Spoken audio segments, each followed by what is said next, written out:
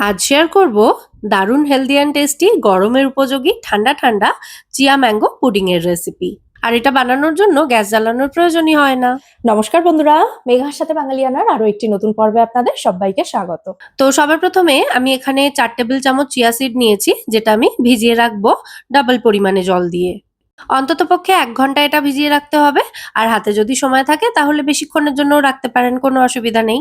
তো আমি এটাকে ঢাকা দিয়ে 1 ঘন্টা রেখে দিয়েছি। 1 ঘন্টা পর দেখুন চিয়া সিডসটা খুব সুন্দরভাবে ফুলে গিয়ে একদম থকথকে একটা জেলির মতো হয়ে গেছে। তো এই চিয়া সিডসটা খাওয়ার জন্য একদম রেডি। এবার আমি এখানে 2 টো পাকা আম নিয়েছি। এখন তো আমের সিজন, বাজারে খুব সহজেই আম পাওয়া যাচ্ছে। তো খুব মিষ্টি দেখে 2 টো আম নিয়ে নিতে হবে। আমগুলো কিছুক্ষণ জলে ভিজিয়ে রেখে তারপর আমের খোসা ছাড়িয়ে আমগুলোকে কয়েক রকমের টুকরো করে আমি কেটে নিচ্ছি। কিছুটা একদম রাফলি চপ করছি, যেটাকে পিউরে বানিয়ে নেব। আর কিছুটা একটু স্লাইস করে কেটে নিয়েছি। আর কিছু আম একদম ছোট ছোট টুকরো করে কেটে নেব। তো যেগুলো রাফলি চপ করেছিলাম সেগুলো আমি একটা মিক্সার জারের মধ্যে দিয়ে দিচ্ছি। প্রথম আমটা থেকে কিছুটা ছোট ছোট পাতলা পাতলা স্লাইস কেটে নিয়েছি, সেগুলো রেখে দিয়েছি। আর বাকিটা ওই রাফলি চপ করে দিয়ে দিয়েছিলাম। আর পরের আমটা থেকে কিছুটা এরকম ছোট টুকরো করে কেটে নিচ্ছি। আর বাকি যেটুকু থাকবে সেটুকুও এই মিক্সার জারের মধ্যে দিয়ে দিচ্ছি, এরকম রাফলি কেটে নিয়ে। তো এরপর আমি এর মধ্যে ঘরে পাতা দই দিয়ে দেব 3 টেবিল চামচ মতো। ঘরে পাতা দই যদি না থাকে আপনারা কিন্তু এখানে দইয়ের পরিবর্তে দুধ ব্যবহার করবেন। তবে কেনা টক দই দেবেন না, তাহলে কিন্তু বেশি টক হয়ে যেতে পারে। সাথে একটা ছোট এলাচের দানা বের করে থেতো করে নিয়েছিলাম, সেটা এর মধ্যে দিলাম। আর দিয়ে দিচ্ছি 2 চামচ মতো মধু। এরপর এই সমস্ত উপকরণ মিক্সিতে একদম স্মুথলি ব্লেন্ড করে নেব।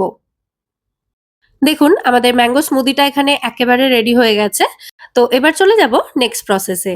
আমি এরকম একটা চৌকো বাটি নিয়েছি, যে কোনো বাটিতেই এটা সাজিয়ে দেওয়া যায়। তো প্রথমে এর মধ্যে যে স্মুদিটা রেডি করেছি সেটা ঢেলে দিলাম কিছুটা।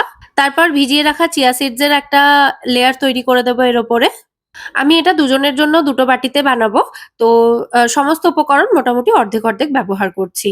তো চিয়া সিডস এর যে লেয়ারটা তৈরি করেছি তার উপরে আবারও কিছুটা স্মুদি দিয়ে দিলাম। একটা চামচের সাহায্যে ওপরটা এভাবে একটু স্মুথ করে দিচ্ছি। তারপর এটাকে সাজানোর জন্য ম্যাঙ্গো স্লাইস আর তার সাথে একটু ক্রাঞ্চি মুসলি এড করে দিচ্ছি। এই ক্রাঞ্চি মুসলিটা দেওয়া হলে একটা ক্রাঞ্চও এড হবে এর মধ্যে। তবে এটা কিন্তু সম্পূর্ণ অপশনাল দেওয়াটা। তো আমাদের প্রথম bowl of chia mango pudding is absolutely ready. একই সমস্ত উপকরণ দিয়ে আরো একটা বোল আমি রেডি করে নেব। তো এই ছিল আজকের সহজ সরল একটা ব্রেকফাস্টের রেসিপি, যেটা হেলদিও এবং টেস্টিও। অনেকেই মনে করেন আম দেওয়া হলে সেটা হেলদি থাকে না। আমি জানি না কি কারণে, কারণ সিজনাল ফ্রুট তো অবশ্যই খাওয়া উচিত। যাই হোক, আমি যেমন ভাবে খাই একদম সেই রেসিপিটাই আপনাদের সাথে শেয়ার করলাম। আপনারা চাইলে ট্রাই করতে পারেন। তো রেসিপিটা কেমন লাগলো সেটা কিন্তু অবশ্যই আমায় কমেন্টে জানাবেন। যদি ভালো লেগে থাকে ভিডিওটাকে বরাবরের মতো একটা লাইক এবং শেয়ার করে দেওয়ার অনুরোধ রইল। সাথে এরকমই নিত্য নতুন রেসিপি পাওয়ার জন্য চাইলে আমার চ্যানেলটা সাবস্ক্রাইব করে আমার পাশে থাকতে পারেন এবং আমায় সাপোর্টও করতে পারেন। আর চ্যানেলটা সাবস্ক্রাইব করলে পাশে থাকা বেল আইকনটা ক্লিক করে অল নোটিফিকেশন অপশনটাও অতি অবশ্যই অন করে দেবেন। তাহলে এই চ্যানেলে যখনই আমি নতুন কোনো রেসিপি আপলোড করব তার নোটিফিকেশন সবার আগে আপনার কাছে পৌঁছে যাবে এবং আপনি কোনো ভিডিও মিস করবেন না। দেখুন আমাদের চিয়া ম্যাঙ্গো পুডিং এর এই বোলটাও রেডি হয়ে গেছে। চাইলে এটাকে কিছুক্ষণ ফ্রিজে রেখে আরো একটু ঠান্ডা করে তারপর সার্ভ করতে পারেন। ঠান্ডা ঠান্ডা খেতে এটা বেশি ভালো লাগে। আজ তাহলে এ পর্যন্তই। আবার দেখা হবে পরের পর্বে নতুন কোনো রেসিপির সাথে। সবাই সুস্থ থাকবেন, ভালো থাকবেন এবং সবাইকে খুব ভালো রাখবেন। নমস্কার।